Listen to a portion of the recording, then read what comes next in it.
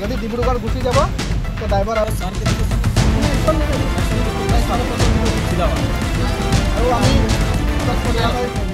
তেওঁৰ সেই গাফিলতিৰ কাৰণে আমি আটাইজনক হেৰাবলগীয়া হৈছে আৰু এই ক্ষেত্ৰত কিন্তু আমি কোনো ধৰণৰ কোনো আমি মানিয়াই নলওঁ আৰু আমি বাৰম্বাৰ জনাইছিলো সম্পত্তিৰ পৰা আদি কৰি এতিয়া ৰাম পৰ্যায়লৈকে পংগু হৈ আছে ইয়াত আৰু বহুত ধৰণৰ বস্তু তেওঁ দিনক দিনে বিক্ৰী কৰিছে আৰু এটা কথা আপোনালোকে জানিব আপোনালোকে জ্ঞাত যে ইয়াত প্ৰায় এক মাহত প্ৰায় 5 জন মান এক্সিকিউটিভ ৰিজাইন মাৰি গৈছে তাৰ কাৰণে তেওঁ মদ খাই আহি ইয়াত উৎপাত কৰে ফেক্টৰীৰ ভিতৰত আৰু এতিয়া পাৰ্টি কৰিব গৈছে আৰু সেইজন ব্যক্তিৰ কাৰণে আমাৰ ইয়াত শ্ৰমিক প্ৰাণ হেৰুৱাবলগীয়া হৈছে আমি কোনো ক্ষেত্ৰত মানি নলওঁ আমি বাৰম্বাৰ জনাইছিলো ভাস্কৰ মিলি ছাৰক যে আমাক চামডাঙত লাগে কিন্তু কিবা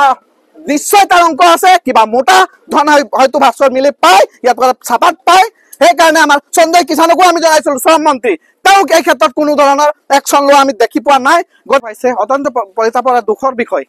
যে এজন উচ্চ শিক্ষিত যিজন মেনেজাৰ নিজকে বহুত ডাঙৰ শিক্ষিত মানে ব্যক্তি হিচাপে তেওঁ পৰিগণিত কৰে আৰু তেওঁ বোলে আমাৰ হিউমেন ৰাইটছৰ কিবা বিষয়ববীয়া হয় এইজন বিষয়ববীয়া হৈছে চামডাং চাহ বাগিচাৰ ধৃত মেনেজাৰ মৃদুল হাজৰিকা তেওঁৰ চৰম গাফিলতিৰ আজি আমাৰ আইতা এজনী পূৰ্ণিমা তাঁতী প্ৰায় 60 বছৰ বয়স আজি প্ৰাণ ত্যাগ দিবলগীয়া হল আজি চৰকাৰে প্ৰত্যেকটা বাগিচাত এখনকৈ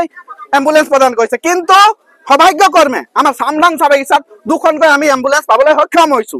আৰু আগতো ইয়াত পুৰণা দুখন এম্বুলেন্স আছিলে এখন পুৰণা এম্বুলেন্স তেওঁ বেছি দিলে যেতিয়া চৰকাৰৰ এম্বুলেন্স পালে পুৰণা এম্বুলেন্স বেছি দিলে আৰু এখন তাত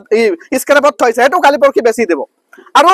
আমি জ্ঞাত যে তেওঁৰ ব্যক্তিগত ড্ৰাইভাৰ 3 জন আছে আৰু মেডিকেলত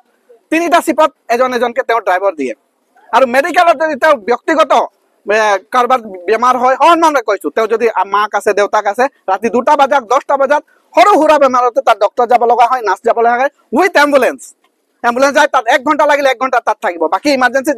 যি হওক মানুহ মৰক মতলব নাই আৰু তাত ইমান 1 মিনিটৰ ডিষ্টেন্সত অৱশ্যে তেওঁ ব্যক্তিগত দুখনকৈ গাড়ী আছে কোম্পানীয়ে দিয়া গাড়ী আছে ড্ৰাইভাৰ 3 জন আছে তৎসত্ত্বেও এম্বুলেন্স তাৰ ঘৰত যাব লাগে আৰু এই এম্বুলেন্সখন ব্যৱহাৰ কৰে কলঘৰত ডেলি ৰেটৰ গাঁৱৰ পৰা আমাৰ বাগিচাৰ পৰা নহয় দেই